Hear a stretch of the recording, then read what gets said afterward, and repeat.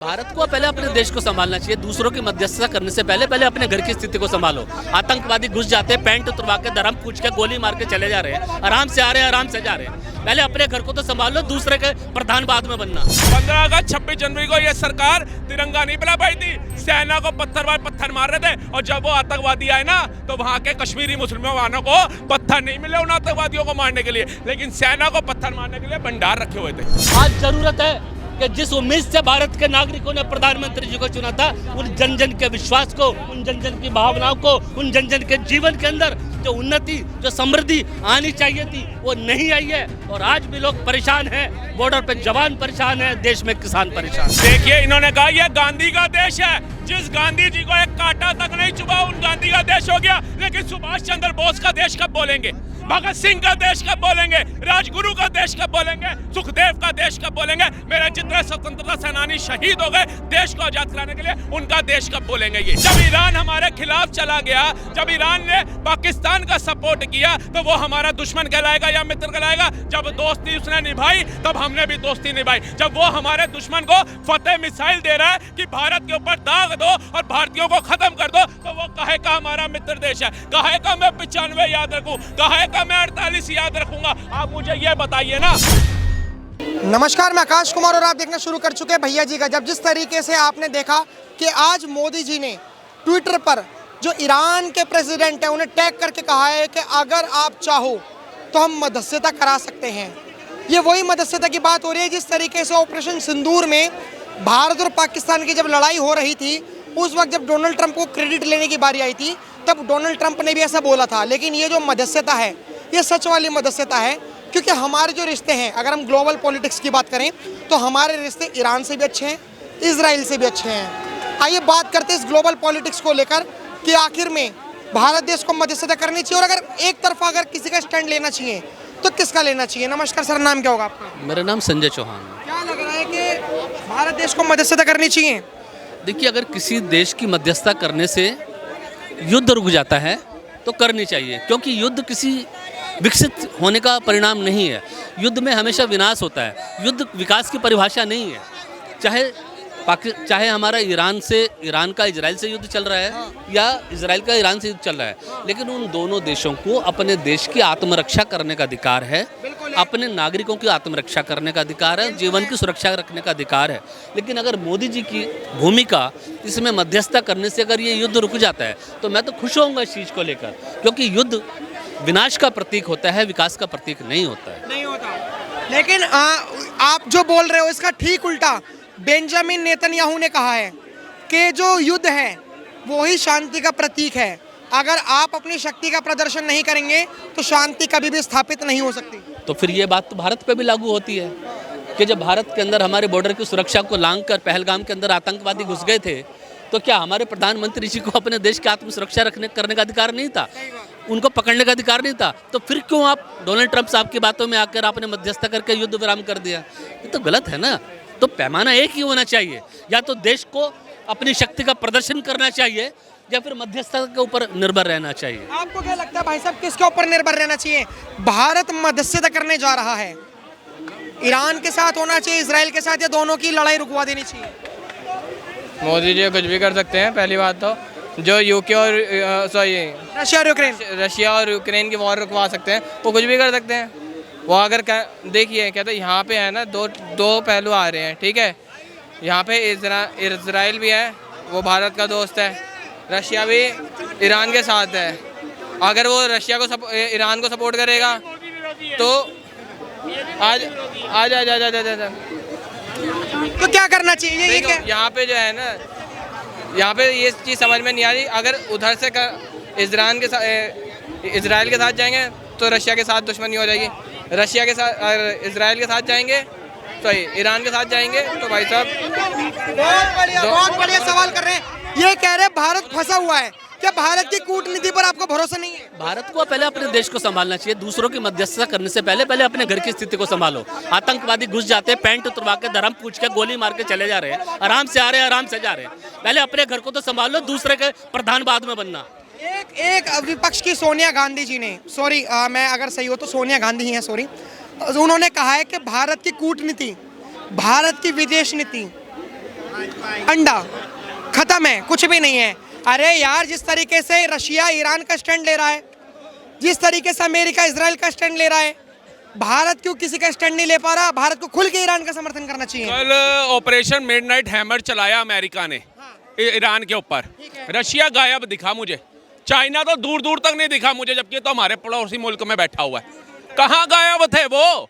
बोलने से कुछ नहीं होगा, जमीनी स्तर पे उतर के दिखाओ। पूरे वर्ल्ड के अंदर 198 देश हैं, कोई एक देश बताओ जो खुल के समर्थन कर दिया ईरान का, फिलिस्तीन, गाजा का, जो साथ में खड़ा हो गया। एक का एग्जांपल दे दो मुझे। अब भारत भारत करो, भारत के प्रधानमंत्री अभी न्यूट्रल चल रहे हैं, लेकिन भारत में कुछ लोग क्या कह रहे हैं, हम तो ईरान के साथ है, हम तो ईरान के साथ है। मतलब पिताजी सोच रहे हैं कांवड़ यात्रा शुरू होने वाली है, रेडी कौन सा हिंदू नाम रख के लगाऊं, और बेटा कह रहा है मैं फिलिस्तीन के साथ हूं, मैं ईरान के साथ हूं।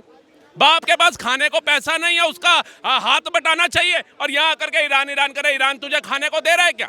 लेकिन इन्होंने सवाल बहुत लाजमी कहा। इन्होंने कहा कि अगर हमारे भारत देश की स्थिति बिगड़ी हुई है, जैसे हमारी सिक्योरिटी ब्रीच आपने देखा होगा कि धर्म पूछकर मारा, चलो धर्म की तो बात अलग है, घर में घुसकर मारा, हमारे देश में घुसकर मारा, और वो फरार हो जाते हैं, उनका नामो निशान नहीं होता। तो मोदी जी को उनके ऊपर ध्यान देना चाहिए, मदस्यता के ऊपर ध्यान नहीं देना चाहिए। बिल्कुल, पहले अपने घर को संभालेगा ना कोई भी व्यक्ति। पहले अपने घर के अंदर जो भी हमारे तकलीफ़ें चल रही हैं, जो भी परेशानियां चल रही हैं, लोग परेशान हैं। यहाँ पर लोग ट्रेन दुर्घटनाओं में मर रहे हैं, विमान दुर्घटनाओं में मर रहे हैं, भगदड़ में मर रहे हैं। इनको रोकने की जिम्मेदारी होनी चाहिए। आप इस देखिए, आप सरकार हैं, आप सरकार हैं, आप देश की सरकार हैं, और देश के लोगों का विश्वास है, तो कम से कम लोगों ने जिस आत्मविश्वास के साथ आपको पूर्ण बहुमत के साथ 3 बार, तीसरी बार 3 टर्म दिए मोदी जी को, तो उसके बाद भी आप कहीं ना कहीं पर विफल होते हुए दिखा रहे हैं, है ना? तो आप विश्वास नहीं जगा पाए लोगों के दिलों में कि हमें हमारी क्या भारत के लोग इसलिए टैक्स भरते हैं कि हम ट्रेन दुर्घटनाओं में मारे जाएं, प्लेन दुर्घटनाओं में मारे जाएं, भगदड़ में मारे जाएं, आतंकवादी आके मार जाएं। सवाल सारी तरफ से घुमा फिरा कर एक ही मारा जा रहा है कि भाई साहब आप अपने देश पर ध्यान दो, मदस्यता करने में मत लगो, डोनाल्ड ट्रंप पर जितना मत हम लगो। अपने देश पे ही ध्यान देते हैं। CANRC एक कानून बनाया जाता है जिसके अंदर घुसपैठियों को बाहर भगाने की बात होती है। 47 में जो मुसलमान यहाँ रुके उनको भगाने की बात नहीं होती है, लेकिन यहाँ छाती कौन पीटते हैं, लोकतंत्र की हत्या का नारा कौन लगाते हैं, संविधान खतरे में आ गया कौन बोलते हैं, देश को गुमराह करने का काम कौन करते हैं, सिर्फ 26 एयरलाइंस और उनके चाटुकार लोग जो यहाँ पे घूम रहे हैं मीडिया के आसपास। तब बना बिरयानी कौन खिलाता है? 102 भारतीयों को हथकड़ी लगा के अमेरिका ने भेजा जो डंकी मार के गए थे। वहां पर 28 लाख भारतीय रहते हैं, किसी ने बिरयानी पार्टी नहीं करी। भारत के अंदर ही ये बिरयानी पार्टी देखने को मिलती है, और जब इनके ऊपर कार्रवाई होती है तो यही हमारे देश का प्रधानमंत्री तानाशाह हो जाता है। जब 300 गोलियां चला करके 28 किसानों को इंदिरा गांधी ने शहीद किया, वो आयरन लेडी हो गई। 93,000 सैनिक छोड़ करके 54 नहीं छुड़ा पाई, वो आयरन लेडी हो गई। पूंछ का इतना बड़ा हिस्सा दे दिया, वो आयरन लेडी हो गई है। अपना जाकर के सियाचिन जिसने दे दिया, कैलाश मानसरोवर जिसने दे दिया, वो चच्चा नेहरू हो गए। POK जितना 40% भाग भारत का दे दिया, वो चच्चा नेहरू हो गए। भारत को बंटवारा करके लाखों हिंदुओं की लाशें आई भारत के अंदर, वो महात्मा गांधी हो गए। और मोदी के ऊपर तुम टिप्पणी करते हो कि अपना देश देखे। मोदी अपना देश देख रहा है, तभी आज कर्फ्यू मुक्त कश्मीर हो गया, तभी आज तिरंगा फहराया जा रहा है। 26 जनवरी 15 अगस्त को तिरंगा नहीं फैलाया जा रहा था। 15 अगस्त 26 जनवरी को ये सरकार तिरंगा नहीं फैला पाई थी। सेना को पत्थर मार रहे थे, और जब वो आतंकवादी आए ना, तो वहां के कश्मीरी मुसलमानों को पत्थर नहीं मिले उन आतंकवादियों को मारने के लिए, लेकिन सेना को पत्थर मारने के लिए भंडार रखे हुए थे। आपको तीसरे को रखूंगा। भाई साहब, इन्होंने कहा कि मोदी जी के मदस्यता पे जो आप सवाल उठा रहे हो कि देश पर ध्यान दो, उससे पहले जितने भी पिछली गवर्नमेंट रही हैं उन्होंने कभी देश पर ध्यान नहीं दिया। आज मोदी जी देश पर तो ध्यान दे रहे हैं, ग्लोबल पॉलिटिक्स में, विश्व में भी ध्यान दे रहे हैं। हाँ, तभी डोनाल्ड ट्रंप साहब जो अमेरिका के राष्ट्रपति जी हैं, उनके दबाव में आकर आप अपने भारत के आत्मसम्मान को बचाने में भी सक्षम नहीं हो पाए। वहाँ पर भी आपकी असफलता सामने नजर आ रही है। और दूसरी बात, ये गांधी का देश है। इस देश में फिर से राजनीति में गांधी की आवश्यकता है। ये गांधी का देश है, और देश की राजनीति में आज एक बार फिर से गांधी की आवश्यकता है। मैं देश की राजनीति को ऐसे घुटने पे, ऐसे घुट कर मरने नहीं देना चाहता। मैं देश की राजनीति को वेंटिलेटर पे ऐसे प्राण त्यागने नहीं दूंगा। मैं इस देश की राजनीति को इस तरह से कोमा में देखकर जीवन अपना जी नहीं सकता। आज जरूरत है कि जिस उम्मीद से भारत के नागरिकों ने प्रधानमंत्री जी को चुना था, उन जन जन के विश्वास को, उन जन जन की भावनाओं को, उन जन जन के जीवन के अंदर जो उन्नति, जो समृद्धि आनी चाहिए थी, वो नहीं आई है। और आज भी लोग परेशान हैं, बॉर्डर पे जवान परेशान है, देश में किसान परेशान है।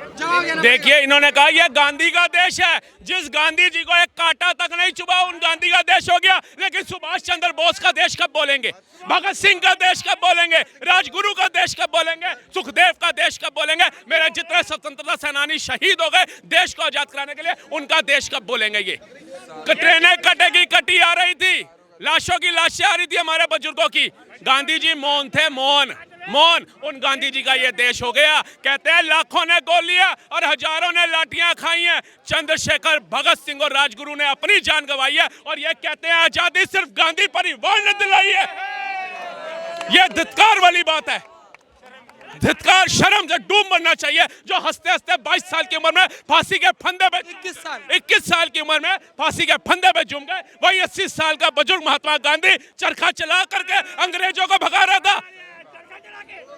अब एक आप ही दोनों से लूंगा। अगर उस समय पर जब देश गुलाम था, तब आवश्यकता थी भगत सिंह की, जिसने अंग्रेजों की गूंगी बहरी सरकार को जगाने के लिए अदालत में बम फोड़ दिए थे। क्या आज जरूरत है इस गूंगी बहरी सरकार को जगाने के लिए फिर से बम फोड़े जाए अदालत के अंदर? कब होगा? कब अपनी जिम्मेवारी समझेंगे? आप संविधान की परिभाषा कब समझेंगे? लोकतंत्र के मूल्यों को अपने गला घोंट कर मार दिया है।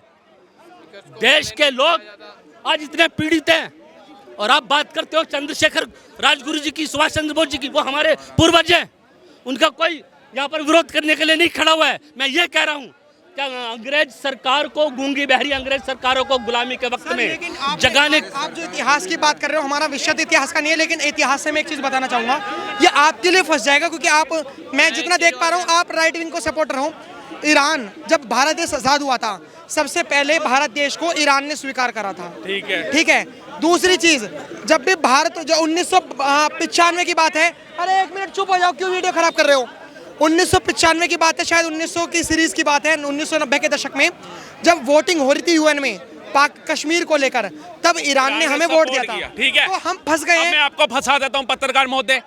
जब भारत, आज पाकिस्तान का बंटवारा नहीं हुआ था, तो जिन्ना भी भारत का हिस्सा था, भारत का ही अभिन्न अंग था। मुस्लिम लीग भी भारत का ही अभिन्न अंग था। मुसलमान और हिंदू, सिख, ईसाई सब आपस में लड़ाई लड़ रहे थे अंग्रेजों के खिलाफ। फिर जब बंटवारा हो गया तो वो हमारा दुश्मन हुआ नहीं हुआ? जब ईरान हमारे खिलाफ चला गया, जब ईरान ने पाकिस्तान का सपोर्ट किया, तो वो हमारा दुश्मन कहलाएगा या मित्र कहलाएगा? जब दोस्ती उसने निभाई, तब हमने भी दोस्ती निभाई। जब वो हमारे दुश्मन को फतेह मिसाइल दे रहा है कि भारत के ऊपर दाग दो और भारतीयों को खत्म कर दो, तो वो कहे का हमारा मित्र देश है? कहे का मैं 95 याद रखूं? कहे का मैं 48 याद रखूंगा? आप मुझे ये बताइए ना। मतलब भारत को मारने के लिए, भारत के नागरिकों को मारने के लिए वो फतेह मिसाइल देता है पाकिस्तान को। क्या वो मिसाइल हिंदू के घर में नाम पूछ के घुसेगी या मुसलमान के? बताइए। ये इनका सवाल बिल्कुल लाजमी है। इन्होंने कहा कि जिस तरीके से ईरान, क्योंकि हम ना यहाँ पे फंस चुके हैं, कि ईरान जो है, अगर देश की बात करी जाए, अगर इजराइल को समर्थन कर रहे हैं तो वो देश के लिए कर रहे हैं, क्योंकि मजहब और धर्म तो हमारा अलग अलग है सबका, भारत देश का, जितने भी वो यहूदी हैं। अगर देश की बात करें तो ईरान ने भी तो हमारा 1995 में साथ दिया था, देश आज़ाद होने के बाद भी तो साथ दिया था। लेकिन इनका कहना भी सही है, ऑपरेशन सिंदूर चला, पाकिस्तान का साथ देने वाला भी ईरान था। या आपको पता, टर्की तो खुलकर आया, ईरान के भी कितने गैजेट्स थे। सपोर्ट में फिर कौन आया? मुझे तो सिर्फ ये पूछना है कि जब भारत अपनी अस्मिता को बचाने के लिए आतंकवाद के विरुद्ध पाकिस्तान से युद्ध लड़ रहा था, तो कौन से देश ने आके समर्थन किया इस चीज़ का? कौन से लोग खड़े हो गए? पाकिस्तान को तो विदेशी फंडिंग हो गई। और आपने अभी बोला कि देश की स्वतंत्रता कराने के लिए हिंदू, मुस्लिम, सिख, ईसाई सब आपस में इकट्ठे होकर देश की स्वतंत्रता के लिए लड़ रहे थे। और आज भारत की राजनीति की परिस्थितियाँ ऐसी हो गई हैं कि आज हिंदू मुसलमान से लड़ रहा है और मुसलमान हिंदू से लड़ रहा है। तो ये परिवर्तन कैसे आया देश के अंदर, ये बताना पड़ेगा आपको।